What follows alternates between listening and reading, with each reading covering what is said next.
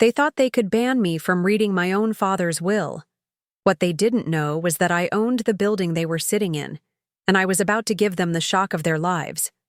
My stepmother Sandra thought she had won by keeping me out, but she had no idea what was coming. This is the story of how one phone call changed everything, and how the tables turned in the most unexpected way possible. I'd love to know which corner of the globe you're watching from. And if this story speaks to you, make sure to subscribe. Tomorrow's video is one you absolutely can't miss. My name is Ria, and this story begins 3 weeks after my father passed away. David Chen had been my world for 28 years, ever since my mother died when I was just 5. He raised me as a single father until I turned 15, when Sandra Martinez walked into our lives like a hurricane in designer clothes. Sandra was everything my quiet, bookish father wasn't. She was loud, dramatic, and had this way of making every conversation about herself. At 35, she was closer to my age than his, but Dad seemed enchanted by her energy. Within 6 months, they were married in a ceremony that felt more like Sandra's personal fashion show than a wedding. Growing up with Sandra as my stepmother was like walking through a minefield blindfolded. She had 2 kids from her previous marriage, Marcus, who was 2 years younger than me, and Jessica, who was 5 years younger. From day one, Sandra made it clear that her biological children came first. Family dinners became competitions for Dad's attention, with Sandra always steering conversations toward Marcus's football achievements or Jessica's dance recitals. Despite the chaos Sandra brought to our peaceful home, Dad and I maintained our bond. Every Sunday morning, we'd sneak out early to get breakfast at Murphy's Diner downtown, just the 2 of us. He'd tell me about his business deals, ask about my college plans, and we'd share comfortable silences over coffee and pancakes. Those moments kept me grounded during the tumultuous teenage years with Sandra constantly trying to rewrite our family dynamics. When I graduated high school, Dad surprised me with something incredible. Instead of just paying for college, he offered me a business partnership. He'd started Chen Properties when I was 10, buying rundown buildings in downtown Portland and renovating them into modern office spaces. What began as a side venture had grown into a multi-million-dollar empire spanning 3 states. "Ria," he said that day, sitting in his home office surrounded by architectural blueprints, "I want you to learn this business from the ground up. Not just the money side, the real work. Understanding construction, dealing with contractors, reading people, making tough decisions." I threw myself into learning everything. While my college friends were partying and figuring out their majors, I spent summers working construction sites in steel-toed boots and hard hats. I learned to read blueprints, negotiate with suppliers, and spot when contractors were trying to overcharge us.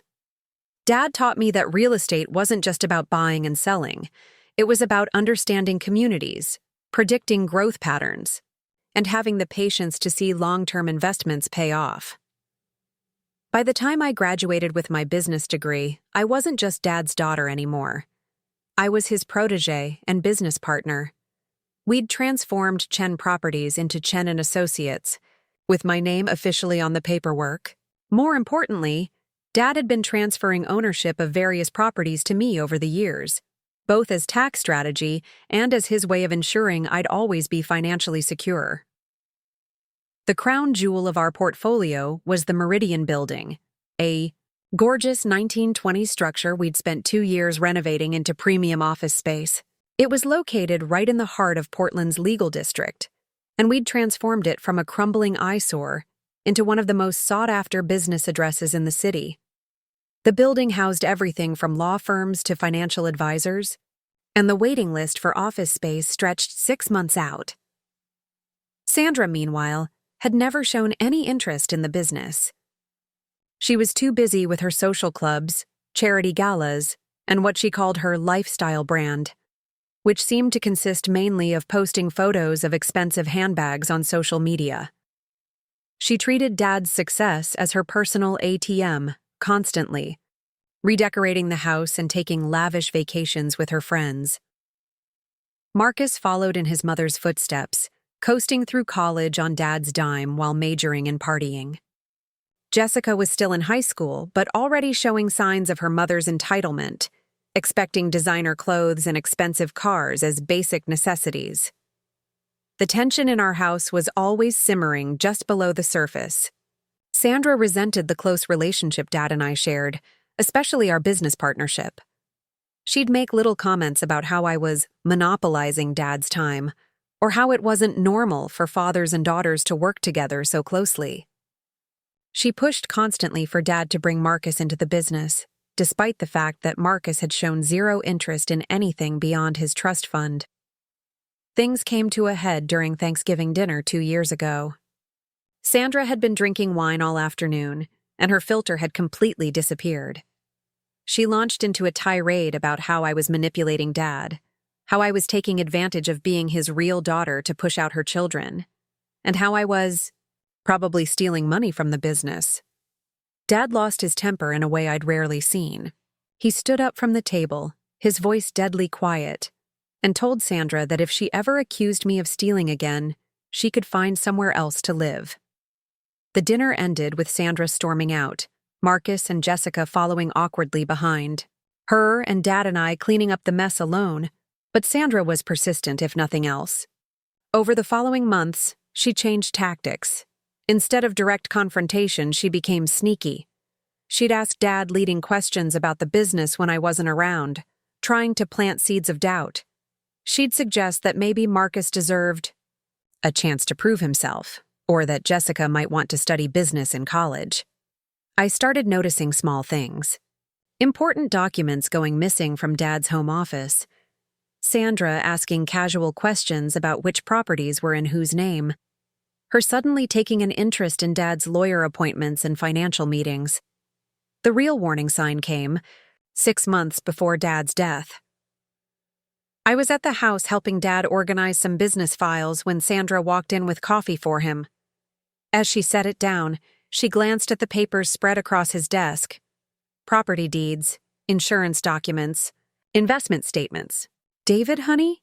she said in that syrupy voice she used when she wanted something. "Don't you think it's time to update your will? I mean, our family has grown so much since we got married. Jessica's going to be 18 soon, and Marcus is finally getting serious about his future." Dad looked up from the documents, and I saw something flicker across his face. Annoyance, maybe, or recognition of what Sandra was really asking. "My will is fine, Sandra," he said firmly.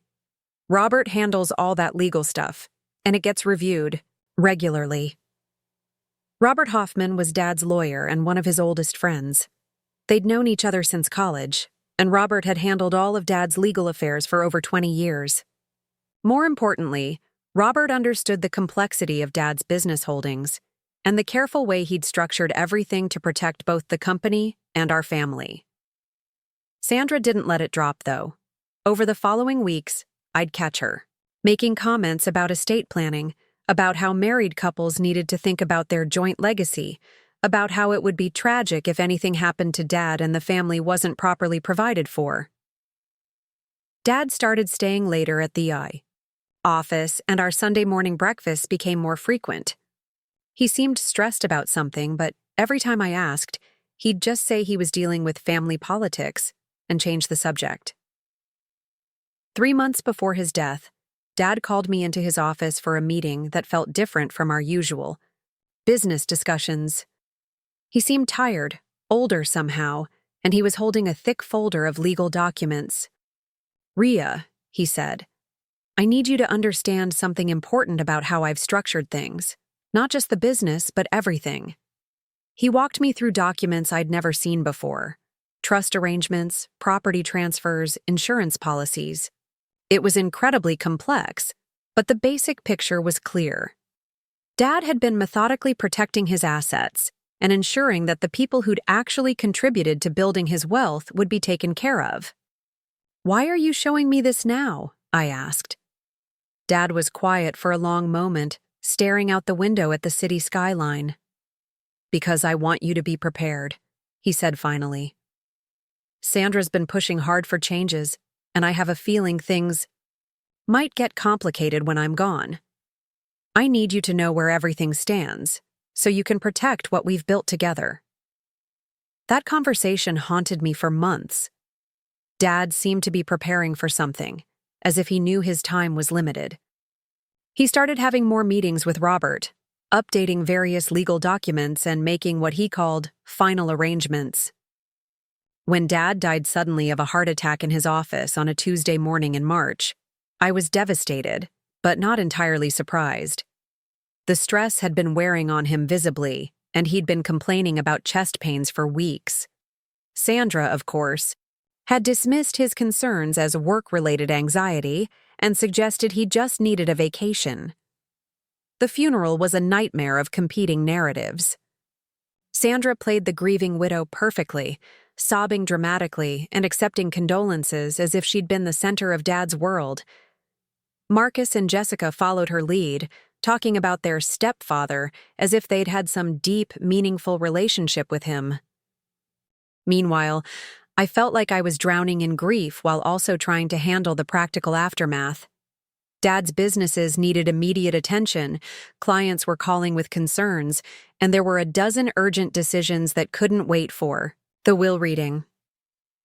Robert was a godsend during those first few days. He helped me handle the immediate business crises and assured me that Dad had left very clear instructions for everything. But he also warned me that the reading might be tense.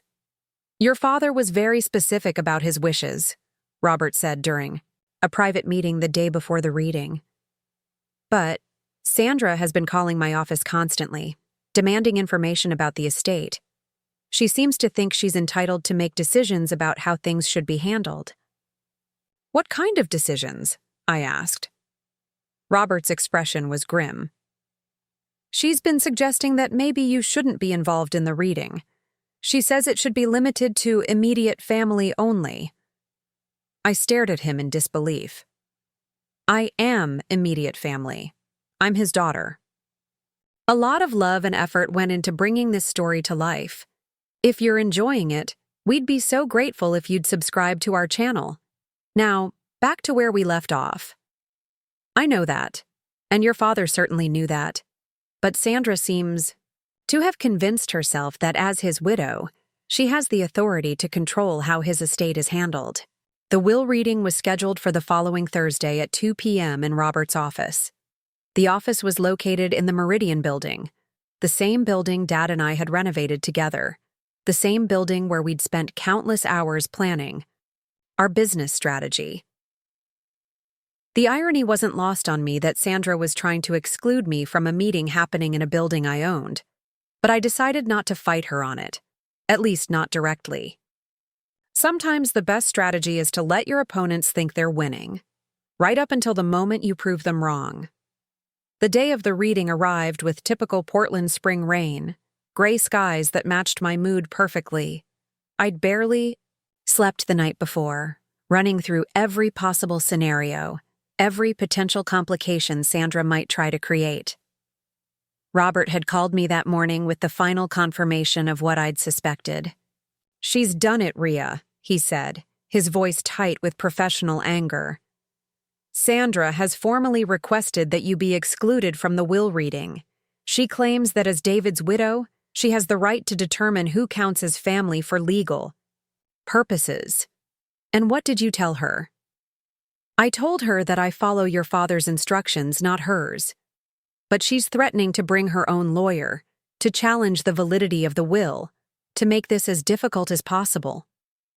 I took a deep breath, looking out at the rain-soaked city Dad and I had helped reshape with our buildings and investments. "Robert," I said, "let her exclude me. Don't fight it." "What?" "Rhea, you have every legal right to be there. Your father specifically wanted—" "I know what Dad wanted. But sometimes you have to let people think they've won before you show them how wrong they are." There was a long silence on the other end of the phone. "What are you planning?" Robert asked finally. I smiled for the first time in days. "Trust me on this one. Just proceed with the reading as scheduled. Let Sandra have her moment of victory. But make sure you have all the property ownership documents ready, especially the ones for the Meridian building."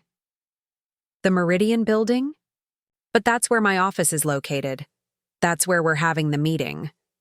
Exactly, I said. That's exactly the point. As I hung up the phone, I felt something I hadn't experienced since Dad's death. Anticipation. Sandra thought she was so clever, manipulating the situation to exclude me from my own father's will reading. She had no idea that she was about to get the surprise of her life, and it was going to happen in my building. Thursday arrived with the kind of crisp spring morning that Dad would have loved.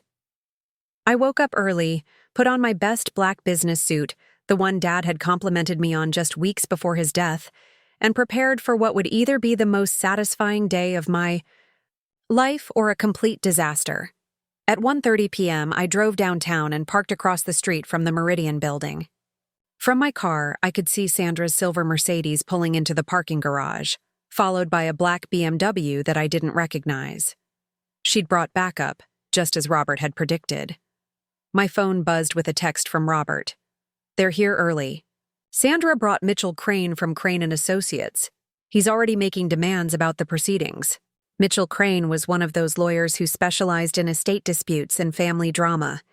His reputation was built on aggressive tactics and media-friendly cases. If Sandra had hired him, she was planning to make this as public and nasty as possible. I waited until exactly 1:55 p.m. before walking into my own building. The Meridian building's lobby still took my breath away, even after seeing it hundreds of times. Dad and I had preserved the original 1920s marble floors and brass fixtures while adding modern security systems and lighting. The directory board near the elevators listed dozens of tenants, but my eyes went straight to the top floor. Hoffman and Partners Legal Services. As I approached the elevator, my phone rang.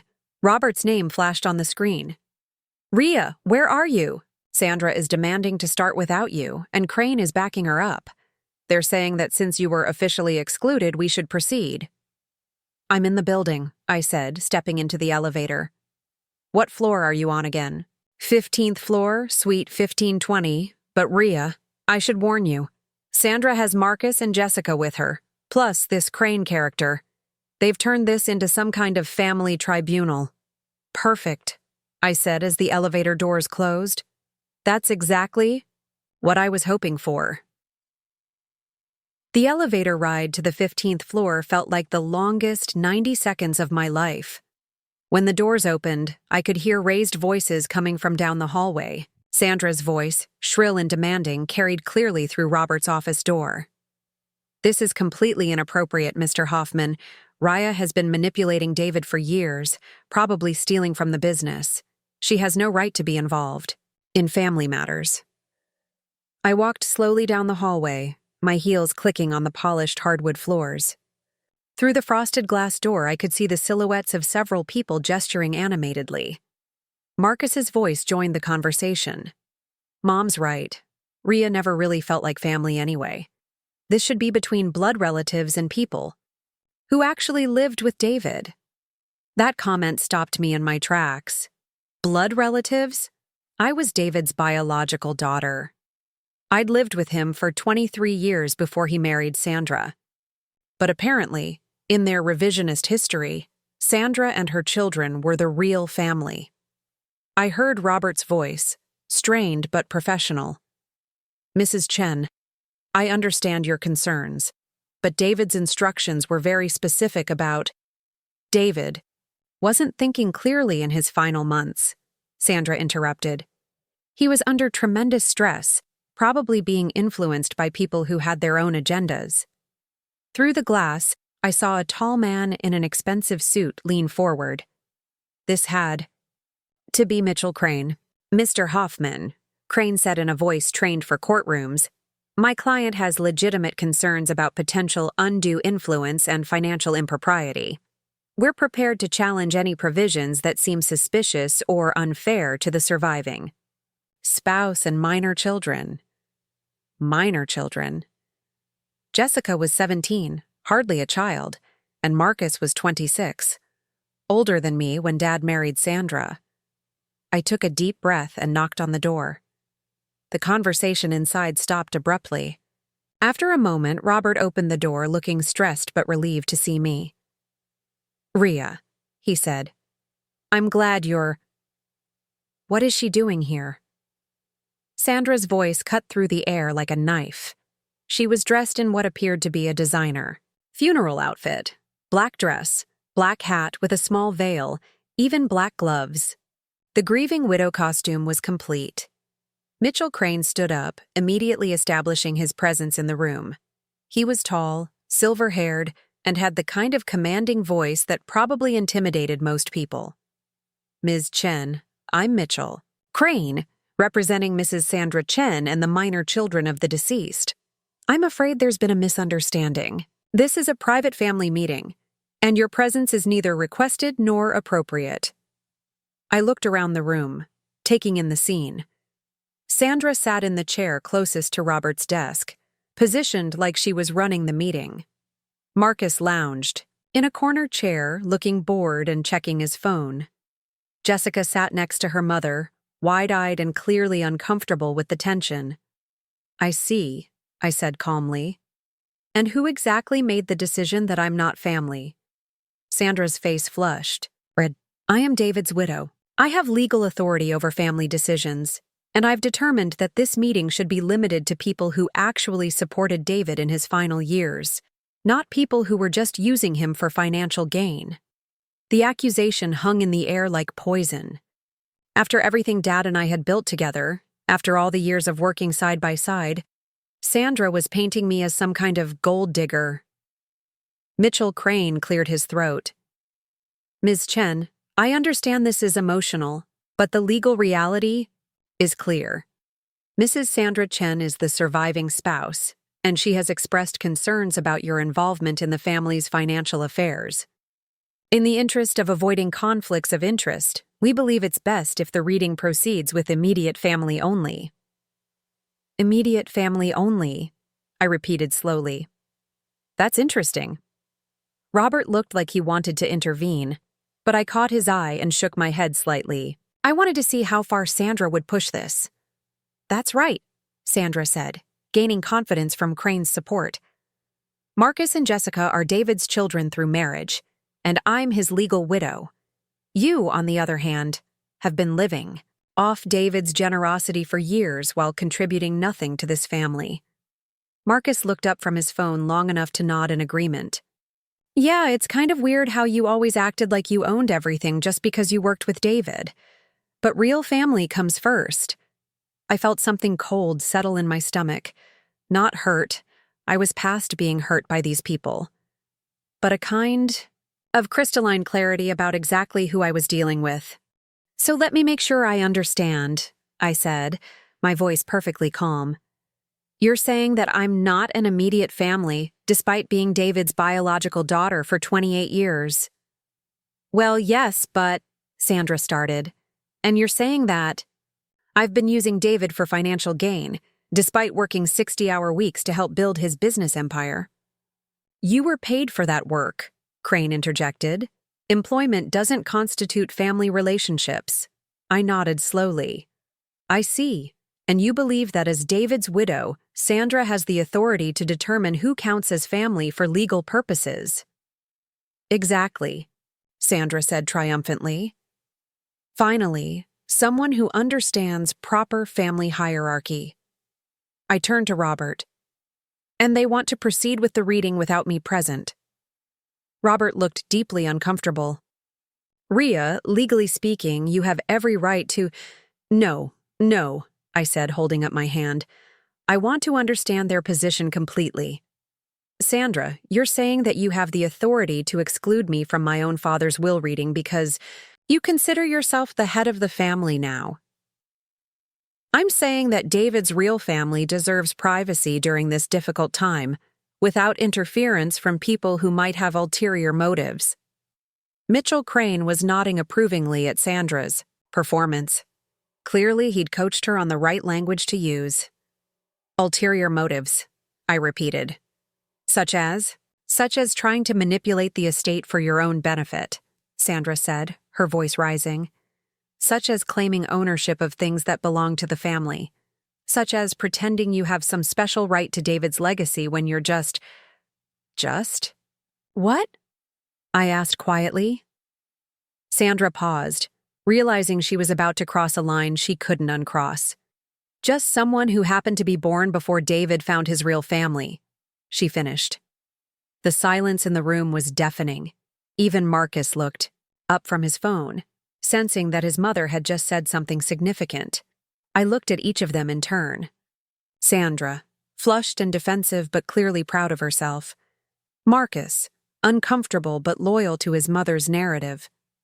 Jessica, looking like she wanted to be anywhere else. Mitchell Crane, calculating whether Sandra's outburst had helped or hurt their legal position. Finally, I looked at Robert, who was staring at Sandra with a mixture of shock and professional disgust. Well, I said, breaking the silence, I think that makes everything perfectly clear. I reached into my purse and pulled out my phone. What are you doing? Sandra demanded. I'm calling building security, I said, dialing a number I knew by heart. Since you've made it clear that I'm not family and don't belong at this meeting, I think it's time to address a few practical concerns. The phone rang twice before a familiar voice answered. Meridian Building Security, this is Tony. Hi, Tony. It's Ria Chen. I need you to come up to the 15th floor, Suite 1520, please. We have a situation that needs to be resolved. Sandra was staring at me with a growing alarm. What are you doing? You can't just call security on us. I ended the call and smiled at her. It wasn't a nice smile. Actually, Sandra, I think you're going to find that I can do exactly that. Mitchell Crane stepped forward, his lawyer instincts finally kicking in. Ms. Chen, I don't know what you think you're accomplishing, but threatening Mrs. Chen and her family is not going to help your legal position. Oh, I'm not threatening anyone, I said. I'm simply addressing a property management issue. The confusion in the room was palpable. Robert was starting to smile, finally understanding what I was doing. Sandra and her family looked baffled, while Mitchell Crane was clearly trying to figure out what legal angle I was playing. Heavy footsteps in the hallway announced Tony's arrival. A moment later, there was a firm knock on Robert's door. Come in, I called out. Tony Martinez was a retired Portland police officer who'd been working security at the Meridian Building for 3 years. He was 6'4", built like a linebacker, and had the kind of calm, professional demeanor that made people think twice about causing trouble. Good afternoon, Ms. Chen, he said, nodding respectfully to me before surveying the room. What seems to be the problem? Sandra jumped up from her chair. There's no problem. This woman is harassing us during a private family meeting. Tony looked at me questioningly. Tony, I said, I need you to explain to these people the building's policy regarding unauthorized gatherings and trespassing. Mitchell Crane stepped forward aggressively. Now wait just a minute. We're here for a legal meeting with Mr. Hoffman, who is a legitimate tenant of this building. There's no trespassing involved. Tony looked at me again, clearly waiting for further instruction. Tony, I said, could you please explain to Mr. Crane and Mrs. Chen who owns this building? Tony's expression shifted from professional courtesy to something resembling amusement. He'd clearly been waiting for this moment. Well, Mr. Crane, Tony said in his measured, authoritative voice, the Meridian Building is privately owned by Ms. Ria Chen here. It has been for about 3 years. Now, ever since she and her father completed the renovation project. The silence that followed was so complete I could hear the rain pattering against the windows 15 floors below. Mitchell Crane's mouth opened slightly, then closed. He looked like a man trying to process information that didn't fit his understanding of reality. Sandra's face went through a fascinating series of expressions: confusion, disbelief, and then something that might have been panic. That's impossible, she said, her voice barely above a whisper. David owned buildings, but Ria she's just an employee. Tony reached into his jacket pocket and pulled out a small tablet, the kind building management used for tenant issues and security reports. Ms. Chen, he said, addressing me formally. Would you like me to show them the ownership documentation? It's all right here in our building management system. Robert was grinning now, clearly enjoying the show. He'd known about the ownership structure from the beginning, having handled the legal paperwork himself. Actually, Tony, I said, why don't you start with something simpler? Tell them about the building's guest policy. Certainly. The Meridian building operates under standard commercial property guidelines. All visitors must be accompanied by a tenant or have explicit permission from building management to be on the premises. Unauthorized individuals can be removed at the discretion of the property owner. Mitchell Crane recovered his voice first. This is absurd.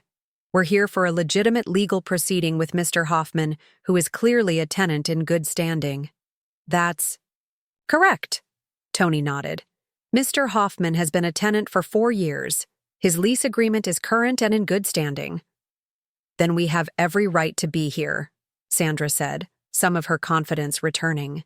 Well, Tony said, glancing at me, that depends on whether the property owner considers your presence authorized. The beautiful thing about this moment was watching the wheels turn in their heads. Sandra was starting to understand that something was very wrong with her assumptions, but she couldn't quite grasp what it meant. Marcus, meanwhile, was staring at me like I'd grown a second head. Wait, you own this building? Like, the whole building? Not just this building, Marcus, I said casually, but let's focus on today's issue. Tony, in your professional opinion, are Mrs. Chen and her associates here as authorized guests of Mr. Hoffman? Tony looked thoughtful. Well, Ms. Chen, that would normally be the case. But I understand there's been some dispute about whether certain parties should be present for this meeting. Mitchell Crane was starting to look like a lawyer who realized his client had walked into a trap. Ms. Chen, perhaps we should step outside and discuss— Oh no, I interrupted. I think we should discuss this right here, in my building. During the meeting I was just excluded from for not being real family. Sandra's face was now completely pale. Rhea, I think there's been a misunderstanding. Has there been? I asked. Because 5 minutes ago, you were very clear that I wasn't family, that I had no rights regarding David's estate, and that I was just someone who had been using him for financial gain. Were those misunderstandings? Jessica spoke up for the first time, her voice small and uncertain. Mom, what's going on? Sandra ignored her daughter, focusing entirely on damage control. Rhea, you have to understand, emotions are running high, and sometimes people say things they don't mean. Actually, I said, I think you meant every word. And that's perfectly fine. It's clarifying, really. I turned to Tony. Since Mrs. Chen has made it clear that she considers me an outsider with no legitimate family connections, and since she's requested that I be excluded from this private family meeting, I think the appropriate response is to honor her wishes. Tony nodded seriously. So you'd like them to continue their meeting without any outside interference? Exactly. But there's one small problem. Mitchell Crane was looking increasingly desperate. Ms. Chen, whatever game you think you're playing— It's not a game, Mr. Crane. It's property management. You see, when Sandra excluded me from this family meeting, she established that I'm not part of the family. And if I'm not part of the family, then I'm just the building owner dealing with unauthorized occupants. The legal implications were finally dawning on Mitchell Crane. His expensive suit couldn't hide the sweat starting to form on his forehead. Now, normally, I continued, I'm very accommodating to my tenants and their guests. Robert has hosted hundreds of client meetings in his office, and I've never interfered with any of them. But today is different. Different how? Sandra asked, though her voice suggested she already knew she wasn't going to like the answer. Today, some of his guests have made it clear that they don't consider me family. They've questioned my right to be involved in my own father's estate. They've accused me of financial impropriety and using my father for personal gain. I paused, looking around the room at each of them. Those are very serious accusations. The kind of accusations that might require legal investigation. The kind of accusations that could reflect poorly on the reputation of my building and my tenants. Robert was now openly chuckling. He'd represented Dad and me through years of real estate deals, and he knew exactly where this was heading. So, here's what's going to happen, I said. Tony is going to escort Mrs. Chen, her children, and her attorney out of my building. They can continue their family meeting somewhere else, maybe at Mr. Crane's office, or at Sandra's house, or in the parking lot for all I care. You can't do this, Sandra exploded. This is illegal. You can't just throw people out because you're having a tantrum. Tony stepped forward slightly. Ma'am, the property owner has the legal right to control access to her building. If she doesn't want certain individuals on the premises, that's her decision to make. Mitchell Crane was frantically trying to calculate his options. Ms. Chen, this could be considered interference with legal proceedings. What legal proceedings? I asked, innocently. I was just told that this is a private family meeting and that I'm not family. Robert, are you conducting official legal business with people who aren't your clients? Robert shook his head. The will reading was scheduled to include all beneficiaries and immediate family members. If certain parties choose to exclude themselves, or others, that's not my decision. But they can still have their family meeting, I said generously. Just not in my building. Not after they've made it clear that they consider me an outsider with questionable motives. Sandra looked around the room desperately, finally understanding that she'd cornered herself. By excluding me from the family, she'd given me the perfect justification to exclude them from my property. Rhea, please, she said, her voice taking on a pleading tone I'd never heard before. You're being unreasonable. David would want his family to be together at a time like this. David's family, I repeated slowly. But you just finished explaining that I'm not David's family. You said I was just someone who happened to be born before David found his real family. Those were your exact words. Jessica was staring at her mother with growing horror. Even at 17, she was smart enough to understand that Sandra had made a catastrophic miscalculation. Marcus, finally putting his phone away, looked genuinely confused. Wait, so if Rhea owns this building, and like other buildings too, doesn't that mean she's actually rich? The question hung in the air, highlighting just how little Sandra's children understood about the business empire their stepfather had built, or their stepsister's role in building it. Marcus, I said, your mother has made it very clear that my financial situation is none of your family's concern. After all, I'm just an outsider, remember? Tony cleared his throat diplomatically. Ms. Chen, would you like me to escort these individuals to the lobby, or would you prefer they find their own way out? I looked at Sandra, who was clearly calculating whether she could salvage this situation. Mitchell Crane was whispering urgently, in her ear, probably advising her to cut her losses and retreat. Actually, Tony, let's give them a choice. They can leave my building voluntarily and continue their family meeting elsewhere, or you can escort them out. But either way, they need to understand that this building is private property, and they're no longer welcome here. Sandra's composure finally cracked completely. This is insane. David left me everything. I'm his widow. You can't treat me like some kind of criminal. David left you what he chose to leave you, I said calmly. But this building isn't part of his estate. It's mine. It was mine before he died, and it's mine now. And you're not welcome in it. The power dynamic in the room had shifted so completely that it was almost surreal. 20 minutes ago, Sandra had been running the show, excluding me from my own father's will reading. Now she was being thrown out of my building by my security guard. Fine, Sandra said, grabbing her purse with shaking hands. Fine. We'll have the will reading somewhere else without you. And when I inherit everything David owned, you'll regret this moment for the rest of your life. Sandra, I said as she headed toward the door, you might want to ask Mr. Crane about the legal concept of separate property before you make any more threats about inheriting everything.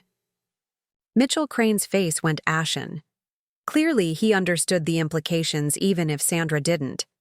As Tony prepared to escort them out, I had one final thought. Oh, and Sandra? When do you have that family meeting? You might want to ask Robert for a complete list of all the properties that were in David's name versus the ones that were in mine. I think you'll find the results very educational. The door closed behind them with a satisfying click, leaving just Robert and me in the sudden quiet of his office. Robert was the first to break the silence. "Rhea," he said, "that was absolutely brilliant. But you do realize you've just declared war on Sandra and her lawyer." I walked to the window and looked down at the street below, where I could see Sandra and her entourage emerging from the building, clearly in heated discussion. "Robert," I said, "Sandra declared war on me the day she decided to exclude me from my own father's will reading. I just chose the battlefield." Robert closed the door and walked back to his desk, shaking his head with what looked like equal parts admiration and concern. "Your father would have been proud of that performance," he said, settling into his leather chair. "But Rhea, you've just made some very powerful enemies. Mitchell Crane isn't going to let this slide quietly." I remained standing by the window, watching Sandra's Mercedes speed out of the parking garage like she was fleeing a crime scene. The black BMW followed close behind. "Let me worry about Mitchell Crane," I said. "Right now, I want to hear what Dad actually wrote in his will." Robert opened the thick manila folder that had been sitting on his desk throughout the entire confrontation. The folder that Sandra had been so eager to control, so determined to hear without my presence. "Before we begin," Robert said, "I need you to understand something. Your father spent months preparing for this moment, not just writing the will, but anticipating exactly what just happened." "What do you mean?" Robert pulled out a smaller envelope from the folder. My name written across it in Dad's distinctive handwriting. "David gave me this 3 weeks before he died. He told me to read it to you first, before we go through the official will. He said you'd know when the right moment had arrived." My hands trembled slightly as I took the envelope. Dad's last words, to me, written in anticipation of this exact scenario. I opened it carefully and unfolded a single sheet of his personal letterhead. "My dearest Rhea," I read aloud, "if Robert is reading this letter, it means Sandra has done exactly what I feared she would do. She has tried to exclude you from our family legacy, probably claiming that her children deserve what we built together. I want you to know that every decision I made, every property transfer, every business arrangement, was designed to protect you and honor the partnership we created together. Don't let anyone make you feel guilty for accepting what you've earned. You are my daughter, my business partner, and my greatest pride. The building where you're sitting right now is just the beginning of what belongs to you. Love always, Dad." I had to stop reading and take a deep breath. Even from beyond the grave, Dad was still protecting me, still thinking 3 steps ahead of everyone else. Robert waited patiently while I composed myself, then gestured to the chair across from his desk. "Are you ready to hear the actual will?" he asked. I sat down and nodded.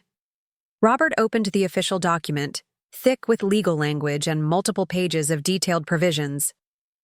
"The last will and testament of David Chen," he began formally. "Let me start with the personal bequests, then we'll move to the business holdings and major assets. To my wife, Sandra Martinez Chen, I leave our primary residence at 847 Maple Ridge Drive, along with all furnishings and personal effects contained therein. I also leave her a cash inheritance of $200,000 and full ownership of the 2023 Mercedes-Benz S-Class currently registered in her name." I raised an eyebrow. $200,000 sounded generous until you considered that Dad's total estate was worth over $15 million. To Marcus Chen, my stepson, I leave a cash inheritance of $50,000 to be held in trust until his 25th birthday or until he completes a 4-year college degree, whichever comes first. To Jessica Chen, my stepdaughter, I leave a cash inheritance of $50,000 to be held in trust until her 21st birthday or until she completes a 4-year college degree, whichever comes first. Robert paused and looked at me. Those are all the provisions relating to Sandra and her children. I stared at him. That's it? Out of a $15 million estate, Sandra gets the house, $200,000, and a car she already drives? Your father was very specific about his reasoning. He felt that Sandra had never contributed to building the business empire, and that large inheritances without earned responsibility often cause more harm than good. What about the rest? Robert flipped to the next section of the will. To my beloved daughter, Ria Chen, I leave the remainder of my estate, including all business holdings in Chen and Associates, all real estate properties not specifically mentioned. Above, all investment accounts, retirement funds, and liquid assets. The words hit me like a physical force. Dad had left me everything that mattered. Not just the money, but the business we'd built together, the properties we'd renovated, the empire we'd created from nothing. Robert, I said slowly, what exactly does that include? Robert smiled and pulled out a thick binder. Would you like the complete list, or just the highlights? Highlights first. 17 commercial properties across Oregon, Washington, and Northern California. The Meridian Building, which you already own independently, plus 16 others including the Harborview Complex in Seattle and the Riverside Center in Sacramento. Total estimated value, $8.4 million. I felt dizzy. I'd known. We owned multiple properties, but I hadn't realized the scope of Dad's investments. Chen and Associates, including all current contracts, future development projects, and the construction company we acquired last year. Estimated value, $3.7 million. Investment portfolio managed by Sterling Financial Group. Stocks, bonds, and mutual funds. Current value, $2.1 million. Various savings and checking accounts, CDs, and liquid assets totaling approximately $900,000. Robert closed the binder and looked at me seriously. Ria, your father left you an empire worth just over $15 million. But more than that, he left you a business that generates approximately $2 million in annual profit. The numbers were staggering. I'd known Dad was successful, but I'd been so focused on the day-to-day operations that I'd never stepped back to see the full picture. There's one more thing, Robert said, pulling out another document. Your father also left detailed instructions about how he wanted you to handle Sandra and her children after his death. Instructions? He predicted exactly what happened here today. Sandra is trying to control the estate, excluding you from family decisions, probably hiring an aggressive lawyer to challenge the will. He wanted you to know that you have options. Robert handed me the document. It was titled Recommendations for Family Management and was written in Dad's straightforward business language. Sandra will likely attempt to contest the will, I read aloud. She may claim undue influence, mental incapacity, or fraud. She will probably hire Mitchell Crane or someone similar. Raya should be prepared for a legal battle that could last months.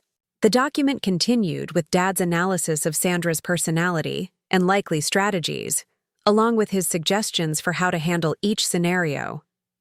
However, the next paragraph read, Sandra's greatest weakness is her impulsiveness and her tendency to overplay her hand. If she attempts to exclude Ria from family decisions, she will create opportunities for Ria to demonstrate her true position in the family hierarchy. I looked up at Robert. He knew this would happen. Your father was an excellent judge of character. He loved Sandra, but he had no illusions about her priorities or her children's sense of entitlement. My phone buzzed with a text message. Unknown number. This is Mitchell Crane. My client is prepared to contest this will on grounds of undue influence and mental incapacity. We should discuss settlement options before this becomes public. I showed the message to Robert, who snorted with derision. 3 hours after the will reading and he's already making threats. That's gotta be some kind of record, even for Crane. What should I do? What do you want to do? I thought about Dad's letter, about his faith in my ability to handle whatever. Sandra threw at me. I thought about years of her subtle disrespect, her constant attempts to diminish my relationship with Dad, her kids treating me like an interloper in my own family. I want to fight, I said. Dad built something incredible, and he trusted me to protect it. Sandra can bring all the lawyers she wants. Robert nodded approvingly. In that case, you should know that your father prepared for this possibility, too. He documented everything, every conversation about the will, every time Sandra pressured him to make changes, every instance where she showed more interest in his money than his well-being. He documented her behavior, audio recordings, written notes, even some text messages she sent him when she thought he was being too generous to you. Your father was meticulous about protecting his legacy. Another text arrived, this one from an unknown number with a 503 area code, local Portland. Ria, this is Sandra. We need to talk. There's been a misunderstanding today, and I think we can work things out reasonably. Can we meet for coffee tomorrow? The sudden change in tone was almost comical. 3 hours ago, I wasn't with my family. Now Sandra wanted to have coffee and work things out reasonably. I showed Robert the message. She's panicking, he said.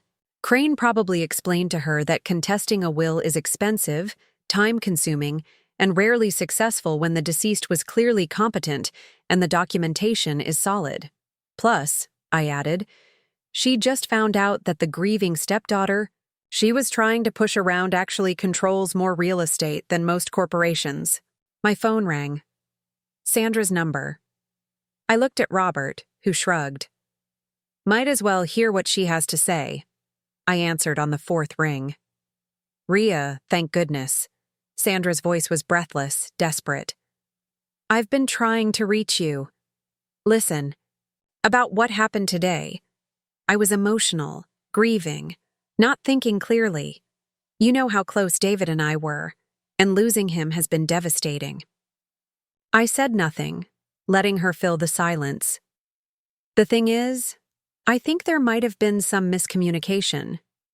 When I said those things about family, I was just stressed about the legal process. Of course you're family. You're David's daughter. I've always considered you my daughter, too. The lies came so smoothly I had to admire her skill. If I hadn't heard her 20 minutes earlier, I might have believed the performance. And about the building situation, she continued. I had no idea you owned the Meridian building. David never mentioned it, and I certainly never meant to cause any problems with your property management. Sandra, I said finally, what exactly do you want? I want us to be a family again. I want to honor David's memory together. I think there might be ways we can work together, maybe find solutions that benefit everyone. Robert was making exaggerated, gagging motions from behind his desk. Solutions such as? I asked. Well, maybe we could discuss modifications to the will. Nothing major, just adjustments that might be more fair to everyone involved. David was generous, but maybe he didn't consider how his decisions would affect family harmony. And there it was. Sandra wasn't calling to apologize or reconcile. She was calling to negotiate away Dad's final wishes. Sandra, I said, I'll be happy to discuss David's will with you. Tomorrow morning, 10 a.m. My office is in the Harbor View complex in Seattle. Seattle? But that's 3 hours away. That's where my main office is located. If you want to discuss my father's estate, you can come to me. There was a pause as Sandra processed this new power dynamic. I'll be there, she said finally. After I hung up, Robert was grinning widely. Seattle office? He asked. I didn't know you had a Seattle office. I don't, I admitted, but I own a building there, and I'm sure I can arrange something appropriate for tomorrow morning. You're enjoying this, aren't you? For the first time since Dad's death, I felt something other than grief and exhaustion. You know what, Robert? I think I am. I spent that evening in my Portland apartment, surrounded by boxes of documents that Robert had given me. Years of Dad's meticulous record-keeping that painted a disturbing picture of Sandra's true character. Audio recordings of phone conversations, where she pressured him to change his will. Text messages complaining about money I was stealing from the family. Email exchanges with financial advisors where she tried to get information about accounts that weren't hers. The most damning piece was a recording from 2 months before Dad's death. Sandra's voice was crystal clear. "David, you're being ridiculous. Rhea doesn't need all that money. She's young. She'll make her own way. But Marcus and Jessica are going to need security for their whole lives. They're not business people like her." Dad's response was equally clear. "Sandra, Rhea earned every dollar through years of hard work. Your children have had every advantage I could give them. If they need security, they can work for it like she did. But David, blood is thicker than water. The real family should come first. Rhea is my blood, Sandra. She's my daughter." The conversation devolved from there, with Sandra becoming increasingly shrill and Dad growing colder and more distant. At 6 a.m., I drove to Seattle in my Range Rover, taking I-5 north through the misty Pacific Northwest morning. The Harbor View complex was one of Dad's proudest achievements, a converted warehouse district that we'd transformed into premium office space overlooking Elliott Bay. The building housed tech startups, consulting firms, and creative agencies, all paying top-dollar rent for the industrial chic aesthetic and waterfront views. I pulled into the executive parking space marked Building Management and took the elevator to the top floor. The space had been designed as a conference center for our tenants, but today it would serve a different purpose. At 9:45 a.m., I was sitting in the glass-walled conference room, reviewing Sandra's financial history on my laptop when building security called. "Ms. Chen, there's Sandra Chen here to see you, along with 2 other individuals. Send them up, please."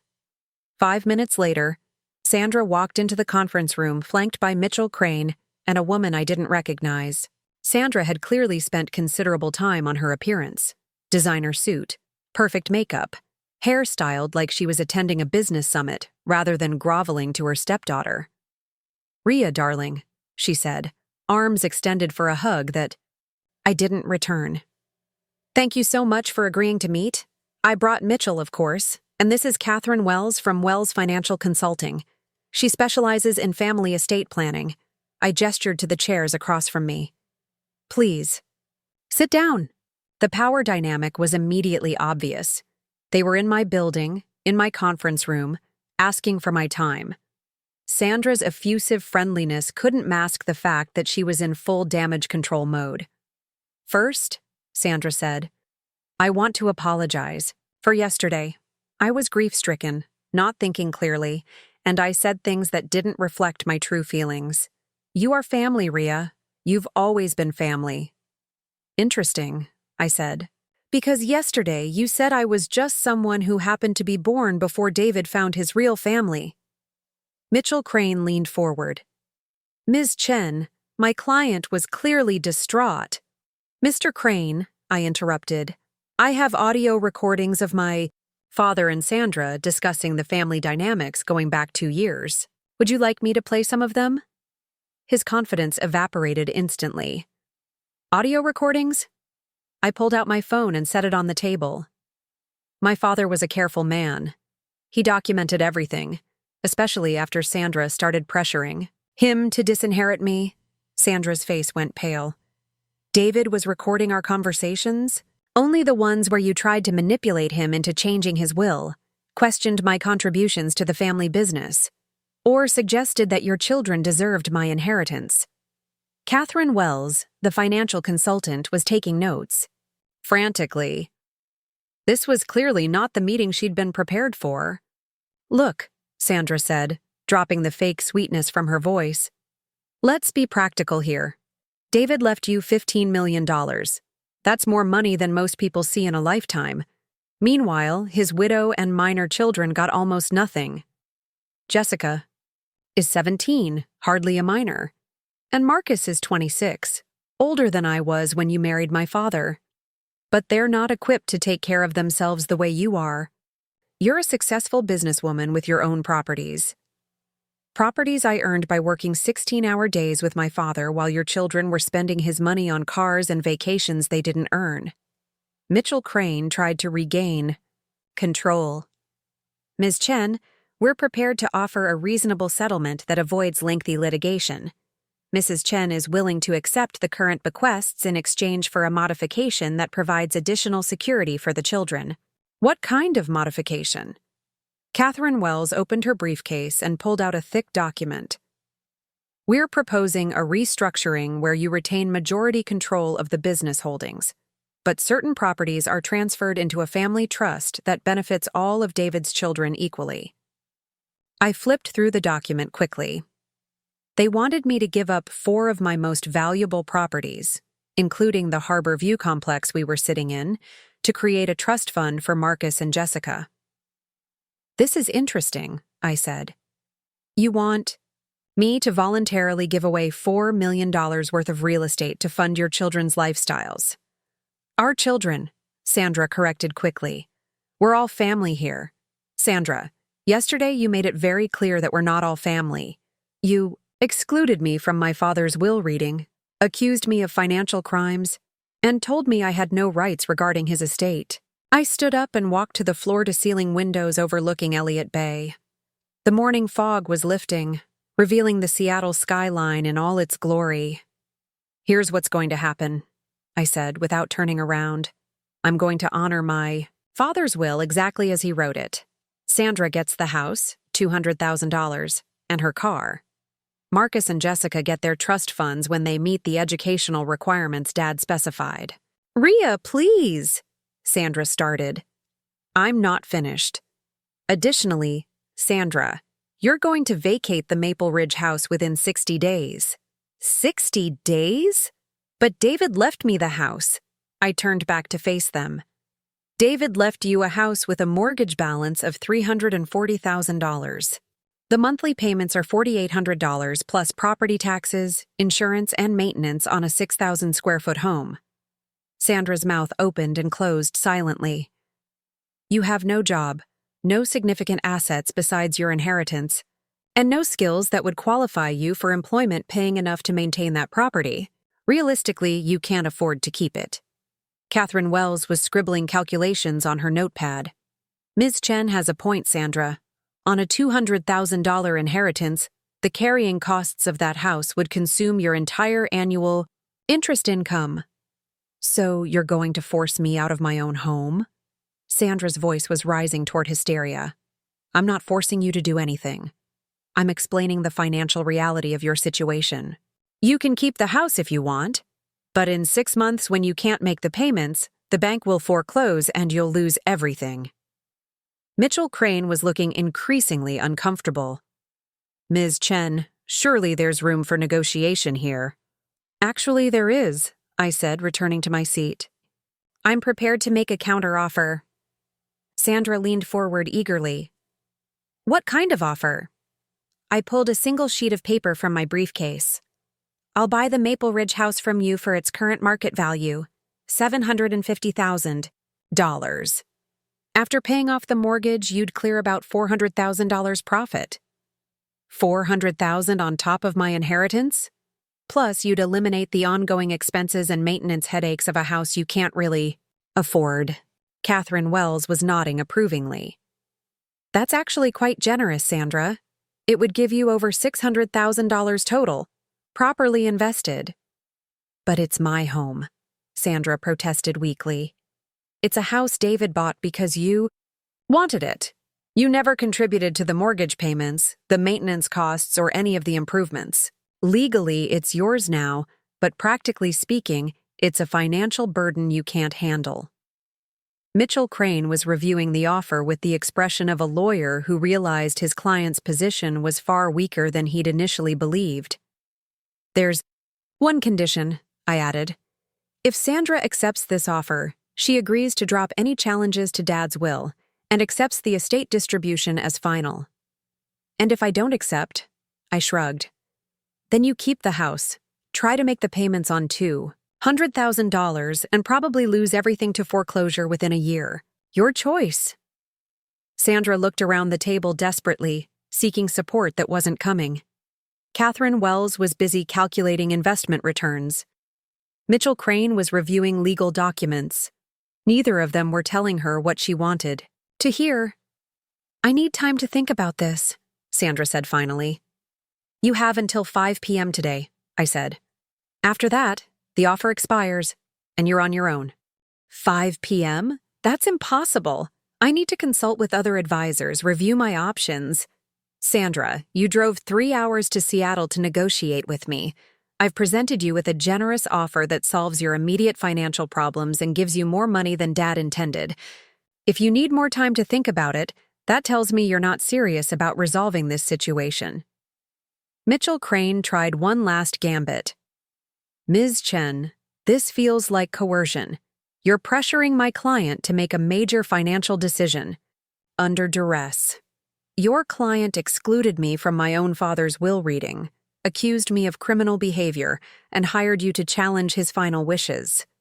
Now she's sitting in my building, asking me to voluntarily give away millions of dollars to fund her children's trust funds. If anyone's under duress here, it's me." I stood up, signaling that the meeting was over. "Sandra, you have until 5 p.m. to decide.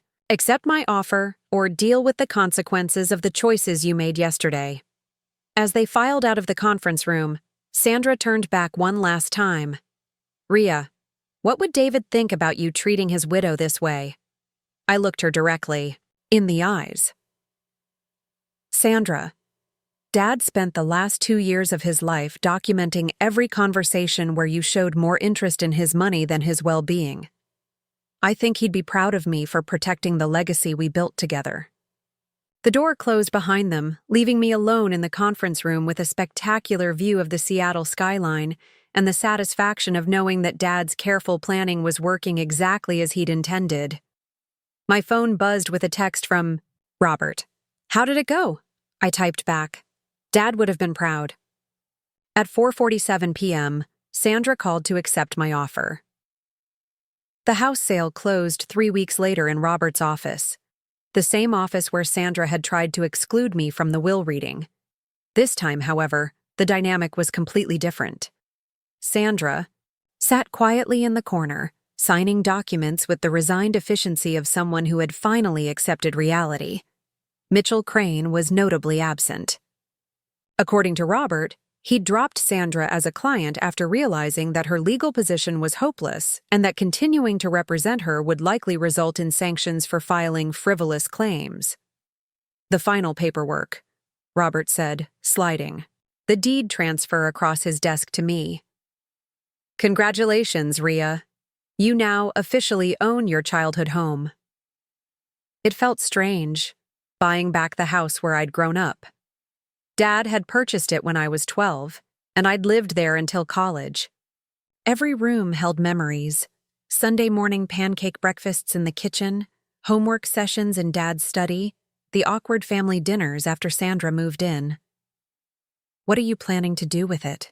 Sandra asked quietly. It was the first time she'd spoken during the entire closing process. "I'm not sure yet," I said honestly. "Maybe renovate it and rent it out. Maybe sell it to a family who'll actually appreciate it." Sandra flinched slightly at the implication, but she didn't argue. The fight had gone out of her completely over the past 3 weeks, replaced by a kind of defeated pragmatism. Catherine Wells had apparently explained to Sandra exactly how precarious her financial situation really was. Without the house sale, Sandra would have been facing bankruptcy within 18 months. Even with the windfall from selling to me, she'd need to live modestly and invest wisely to maintain any kind of comfortable lifestyle. "There's one more thing," I said as Sandra prepared to leave. I pulled an envelope from my briefcase, thick, cream-colored paper with Sandra's name written in my handwriting. "What's this?" she asked suspiciously. "A job offer." Sandra stared at me like I'd grown a second head. "A what?" "Chen and Associates is expanding our property management division. We need someone with organizational skills to handle tenant relations. and lease administration, $2,400 per month, plus health benefits. The salary was modest by my standards, but it was honest work that matched Sandra's actual skill set. More importantly, it would give her a steady income stream to supplement her investment returns. You're offering me a job? After everything that's happened? I'm offering Sandra Martinez a job, the woman who ran successful charity fundraisers and managed complex social events. The person who actually has useful skills when she's not trying to manipulate inheritance laws. Robert was watching this exchange with fascination. Clearly, he hadn't expected me to extend any olive branches to Sandra. "Why would you do this?" Sandra asked. "Because Dad loved you, despite your flaws. And because Marcus and Jessica don't deserve to suffer for their mother's mistakes." Sandra's eyes filled with tears, the first genuine emotion I'd seen from her in months. "I don't know what to say." "Say you'll think about it. The position starts Monday if you want it." After Sandra left, Robert and I sat in comfortable silence for several minutes. "That was unexpected," he said finally. "Dad always said that good business isn't about revenge, it's about finding solutions that work for everyone involved. Even when everyone involved tried to cheat you out of your inheritance, especially then. Sandra made her choices, and she's living with the consequences, but now she has a chance to rebuild her life honestly." My phone rang. The caller ID showed Jessica's number, Sandra's 17-year-old daughter, who I hadn't spoken to since the will reading debacle. "Raya?" Jessica's voice was tentative, uncertain. "Can I talk to you?"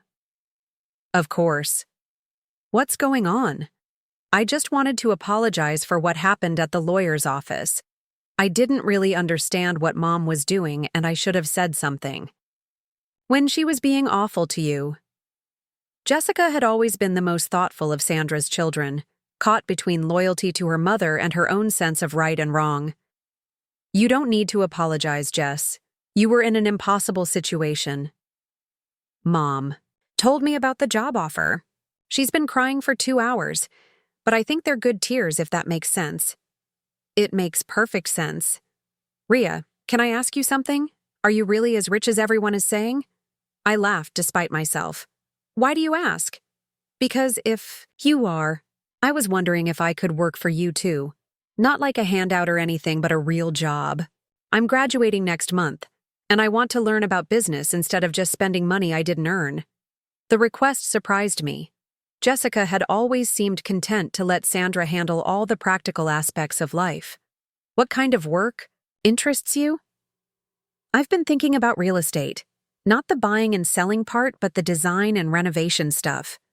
Making spaces better. I know you and Uncle David did amazing things with those old buildings." Uncle David. Even after everything that had happened, Jessica still thought of my father with genuine affection. "Tell you what, Jess. Come by the Harborview complex next Saturday morning. I'll show you what we do, and we can talk about internship possibilities." "Really? Oh my God, thank you so much." "I promise I'll work really hard and I won't cause any problems like Mom did." After I hung up, I realized that for the first time since Dad's death, I felt optimistic about the future. Not just my financial future, which was obviously secure, but the possibility of healing some of the family damage that had accumulated over the years. Over the next few months, a new routine emerged.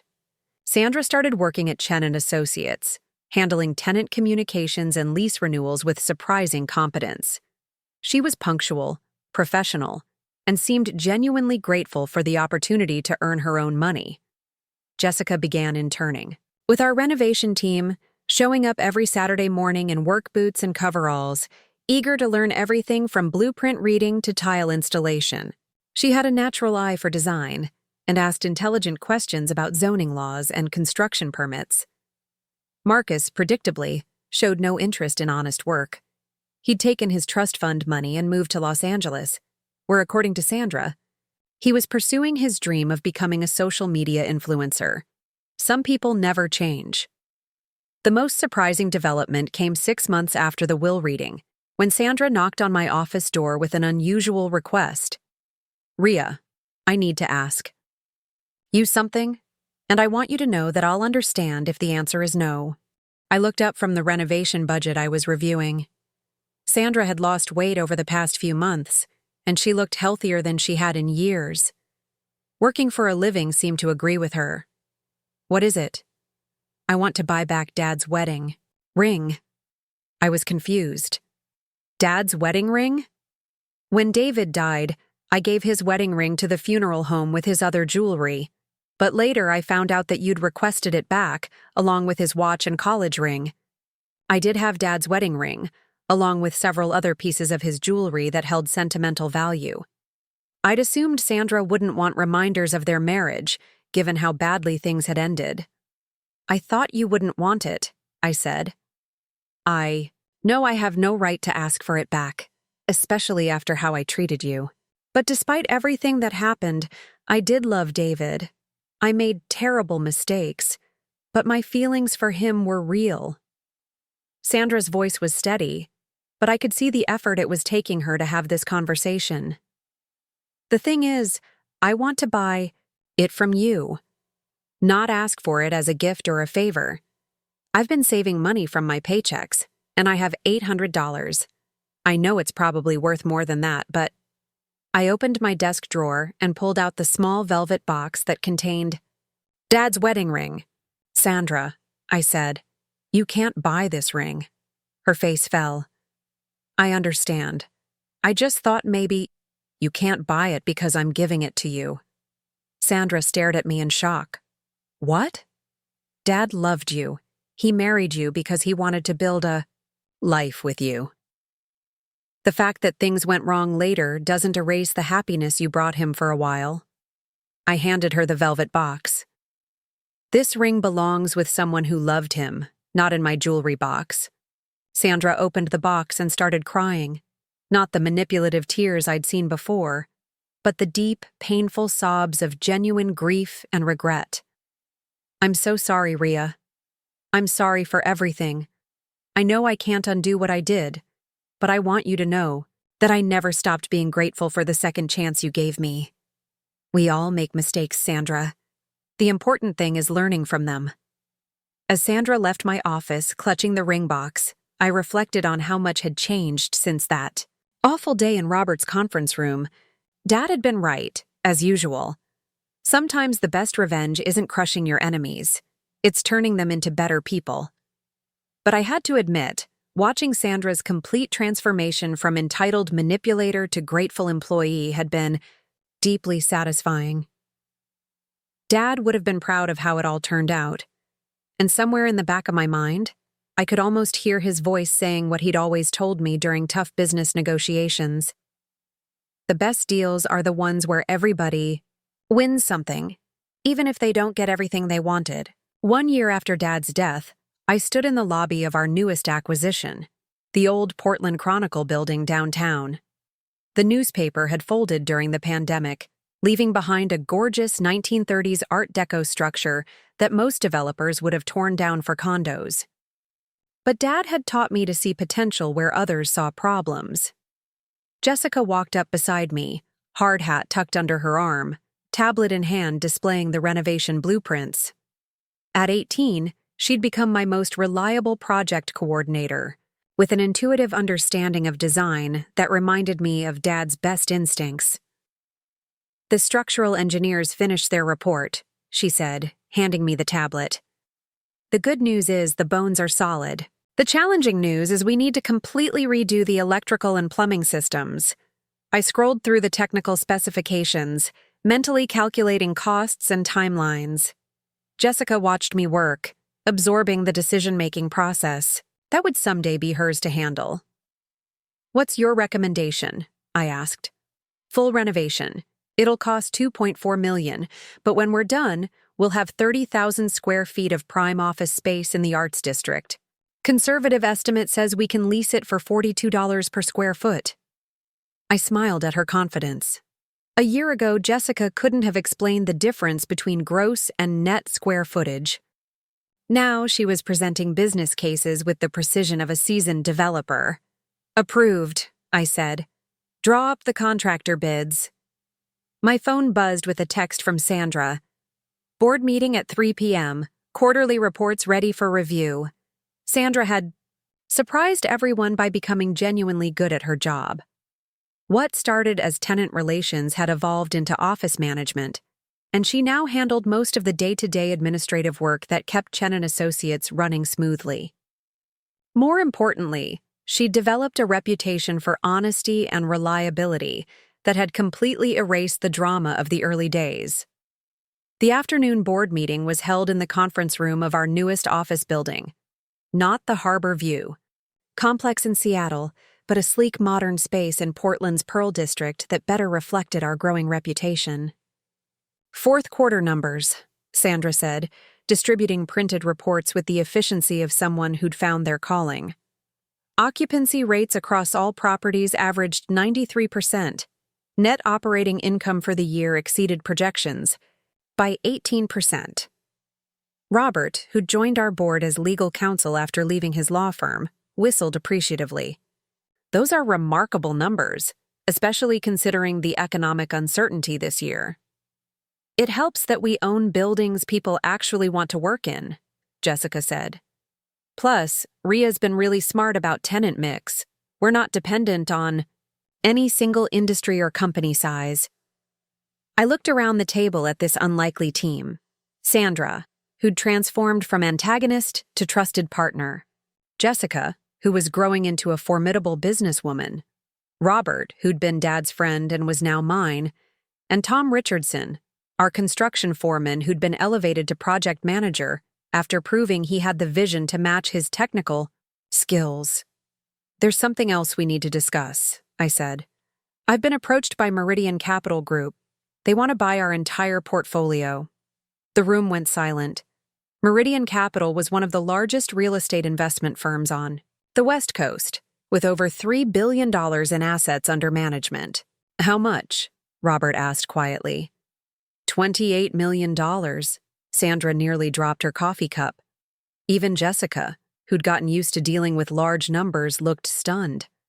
That's almost double what the properties were worth. When Dad died, Jessica said. The value of good real estate appreciates when it's managed well, I explained. Plus, we've added 2 new properties and completed major renovations on 4 others. The portfolio today is much more valuable than what Dad left me. Tom leaned forward. Are you considering it? The honest answer was complicated.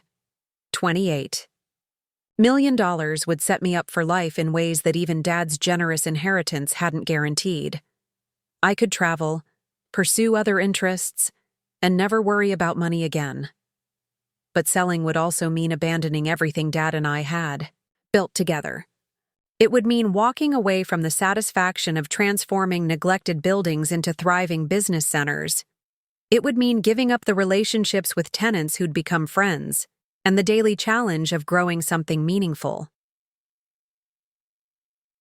6 months ago, I would have said no immediately, I admitted.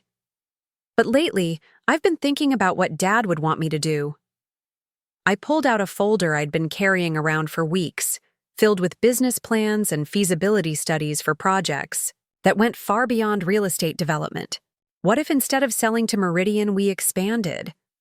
Not just buying more buildings, but creating something bigger. A development company that specializes in historic preservation and community revitalization. Jessica's eyes lit up. Like what? We're doing with the Chronicle building, but on a larger scale? Exactly. There are dozens of cities across the Pacific Northwest with beautiful old buildings that are sitting empty because no one wants to take on the renovation challenges. We have the expertise, the capital, and the team to make those projects work. Sandra was taking notes rapidly. What would something like that require in terms of staffing and initial investment? Significant expansion. We'd need regional offices, larger construction crews, relationships with specialty contractors who understand historic renovation. Probably 15 to 20 million in startup costs. Robert was already thinking like a lawyer. The tax advantages of historic preservation. Projects are substantial. Plus, there are federal and state grant programs that could offset some of the renovation costs. The profit margins would be lower than our current portfolio, I continued, but the social impact would be much greater.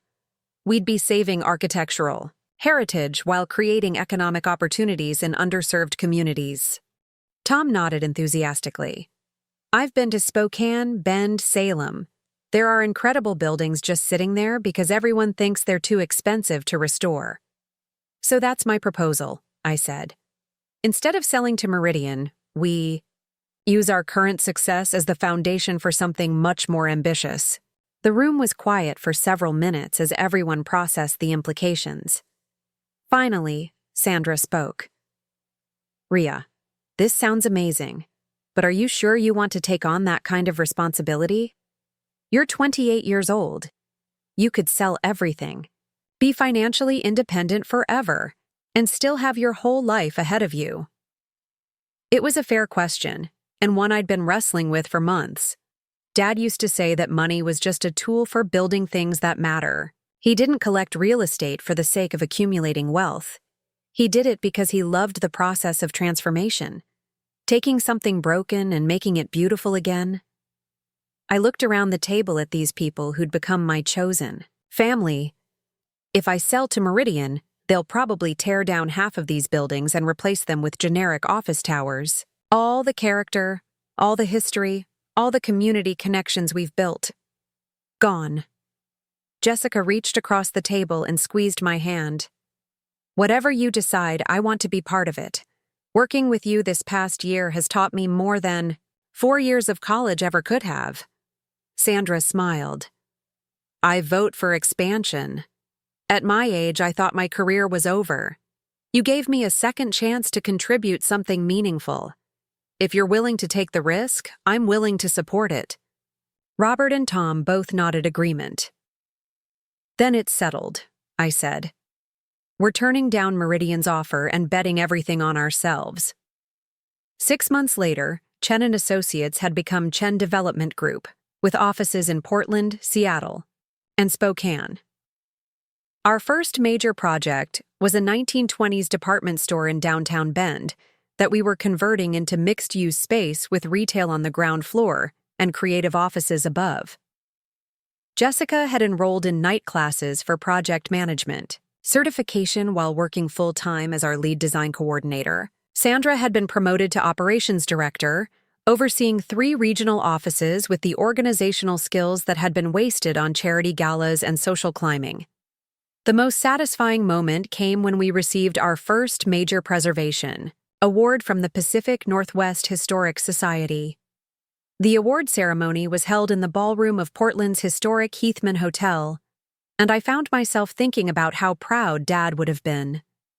Standing at the podium, accepting recognition for the Chronicle building renovation, I looked out at the audience and spotted several familiar faces. Robert, beaming with pride. Sandra and Jessica, dressed professionally and looking like the successful businesswomen they'd become. Even Marcus had flown in from Los Angeles, apparently having decided that his family's success reflected well on his personal brand. This award belongs to my father, David Chen, I said into the microphone. He taught me that buildings are more than just structures. They're repositories of community memory and catalysts for future growth. When we save a historic building, we're not just preserving the past, we're creating possibilities for the future. After the ceremony, Sandra approached me with something I'd never seen before, genuine pride in her own accomplishments. A year and a half ago, I thought my life was over, she said. I had no money, no skills, no purpose. You didn't just give me a job, Ria. You gave me a chance to discover who I really am when I'm not trying to be someone else. You did the work, Sandra. I just provided the opportunity. No, she said firmly. You provided grace and forgiveness and faith in my potential when I didn't have faith in myself. As the evening wound down, I found myself standing alone on the hotel's rooftop terrace, looking out over the Portland skyline. So many of the buildings I could see bore the mark of our work. Renovated facades, restored architectural details, new life breathed into old bones. My phone buzzed with a text from an unknown number. Ms. Chen, This is Michael Torres from the Portland Business Journal. We're doing a feature on young entrepreneurs who are reshaping the city. Would you be available for an interview? I smiled and typed back, I'd be happy to talk about our work, but the real story isn't about me. It's about what's possible when people choose transformation over destruction. Looking back at that day in Robert's office when Sandra tried to exclude me from Dad's will reading, I realized that her attempt to push me out had actually pushed me towards something much better than simple inheritance. It had forced me to claim not just Dad's legacy, but to build my own. Sometimes the best revenge really is living well. But even better than that is using your success to lift up the people who tried to tear you down. Dad would have been proud of the businesswoman I'd become. But I think he would have been even prouder of the person I'd chosen to be. Someone who understood that true wealth isn't measured in dollars, but in the positive impact you have on the world around you. The Meridian building, where this whole story began, still displayed its original 1920s brass nameplate by the main entrance. But now, right beside it, was a newer plaque that read, "Lovingly restored by Chen Development Group. Preserving the past, building the future." That plaque told the real story. Not just of buildings saved and businesses built, but of a family, fractured and then healed, of enemies transformed into allies, and of a young woman who discovered that sometimes the greatest inheritance isn't money at all. It's the wisdom to know that revenge is temporary, but legacy lasts forever. Looking for more? We've got 2 amazing stories ready for you right on screen. If this one touched you, these are absolutely worth your time. Click to watch them now. And hey, subscribe and hit that bell to never miss our latest uploads.